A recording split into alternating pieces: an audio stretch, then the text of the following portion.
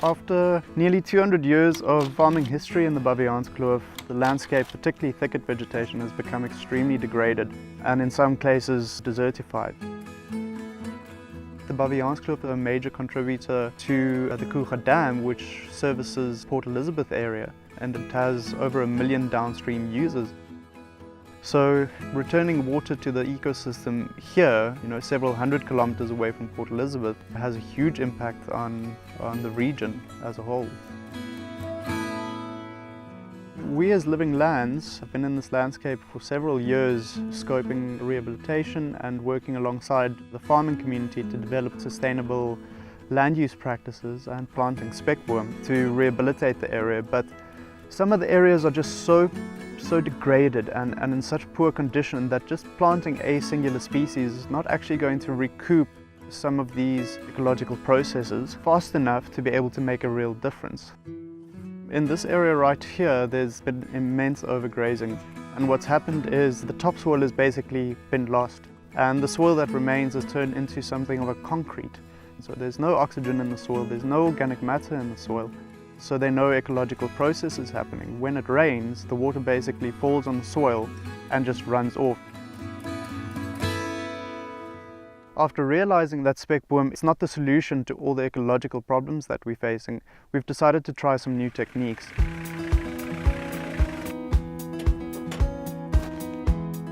So at the moment we're working in collaboration with the Coca-Cola Africa Foundation as well as the Baviaanskloof farming community to rehabilitate degraded thicket vegetation.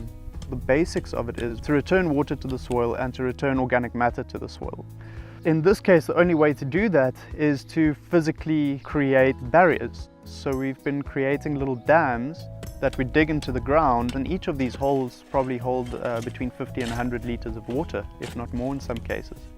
In the landscape or the nearest source, we cut down bushes, we cut it up into small sections and almost create a carpet over the areas that we've been working on that then starts decomposing. The branches that touch the ground also catch seed, it slows down water. These plants actually start stimulating organic activity in the soil, changes soil chemistry, adds nitrogen and carbon to the soil, and all of these things start creating a bit of an ecosystem that can start repairing itself. Ja, dis eintlik 'n ek wil amper sê ingewikkelde ding wat ons wil aanpak. My uitgangspunt met al die werkswinkels wat ons in die verlede gehou het, is my grond is my grootste bate. En as ek nie kyk aan my grond nie, dan gaan ek iewers taamlik 'n dierles leer. So ek wil aan my grond kyk, maar wat ons nie uit die oog uit moet verloor nie, daar's families, is my families, is my kinders wat agterna moet kom, en werksmense op die plaas, en hulle families. So ons moet iets in plek kry dat ons bewaring doen, ons veld bewaar, maar ook dat ons 'n volhoubare toekoms vir onsself en ons kinders en dan vir ons werksmense daar stel. Doing rehabilitation work, the point is going to be to repair an area and then be able to walk away from it. But we're very far from getting to that point. So in terms of job creation, there's plenty of it, and the work is there to be done.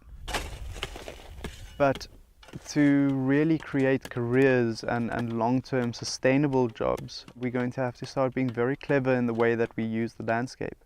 And the natural resources at hand. If we can give value to natural resources and we can, do something sustainably, then there are opportunities for careers. Het werk beteken baie vir my. Dit kan in die toekoms vir my voordelig wees, want ek wil 'n veldwag word. En die doel daarvan so jy moet meeste van die tyd plante ken. Jy sal ook moet herstelwerking doen. En die werk wat ons doen gee my 'n breër kennis. En dit leer my ook om saam in 'n span te werk. I think if we're successful in what we're doing, we're going to have increased soil water retention capacity. We're going to have an increase in biodiversity and soil cover. And hopefully in the long term, we're actually going to see the Baviaanskloof River flowing perennially and not just seasonally after heavy rains. So we should see mitigation in flooding events, and we should see a decrease in general erosion across the landscape. And I think what we'll need going into the future and rolling it out onto a larger scale, we're going to need more collaboration from people outside of the Baviaanskloof, buying into our vision here to create a sustainable, functional landscape where things work the way that they should.